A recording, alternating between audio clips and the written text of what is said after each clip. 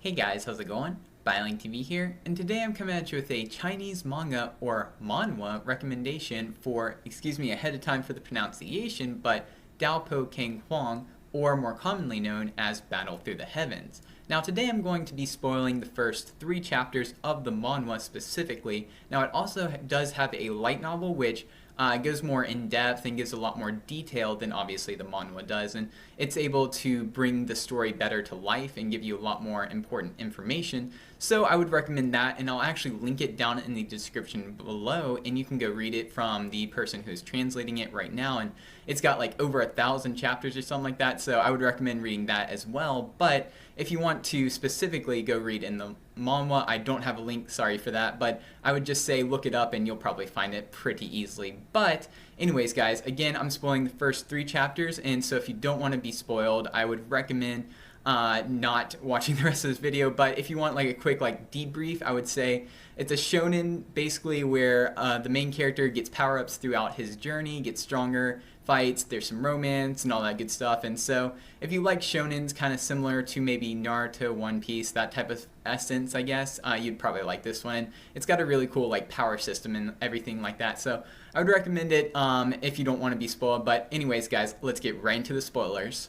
Now, the main character of this manhwa is, excuse me for the pronunciation, but Zhao Yan, and he's not very strong, even though he acts like he is. He tries to protect a girl at the beginning, and obviously this fails very much, and he's actually ends up being saved by his childhood friend, Jean again, sorry for the pronunciation, but he basically gets saved by her, and he's obviously acts like he can protect this girl, but he can, and he's just unskilled, he doesn't have much power, and he's just very much looked down upon by everyone in his city because he's like this noble's child, and his dad's like in a higher position in the city, and he just doesn't have the power to back up his words and back up his position, so he's kind of just looked down upon, not seen as much, and he's just kind of discriminated against at the end of the day. But going forward, we end up seeing that there is a tournament going on, in that Zhao Yan, he actually has to participate, and so he gets up on the stage and he's getting ready to fight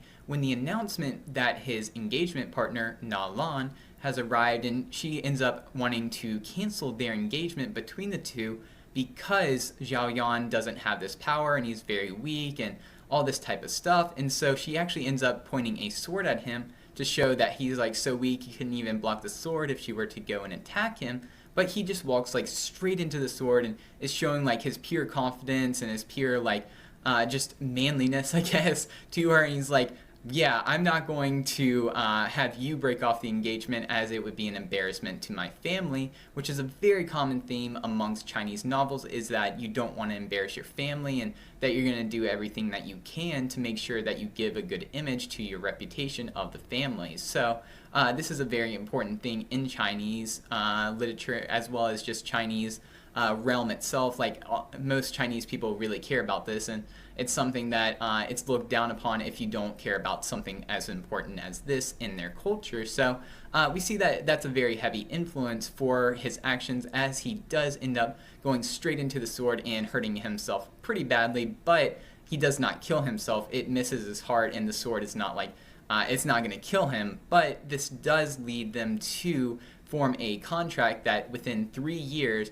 they will have a fight to declare who will be the person to break off the engagement. Like if Zhao Yan wins, he gets to break off the engagement, and vice versa. So that's what they're kind of competing for. Like Zhao Yan isn't like trying to make up his like mind to go and like help her or anything. He's not trying to get back together with her. No, he's wanting to break off the engagement, and that's his goal. So he's got this plan set for 3 years in the future, and obviously in that time he will have to get stronger, and at least strong enough to take this girl on, who's from a very prestigious family and very strong. Now, as Na Lan is leaving, we end up seeing that Jun she actually ends up saying that she will regret her decision to break off this engagement, and that her actions will be something that she's going to very much regret in the future. So we can see that Jean is very much looking out for Zhao Yan and trying to help him, and obviously has a very close relationship, and they're like very much buddy-buddy best friends. And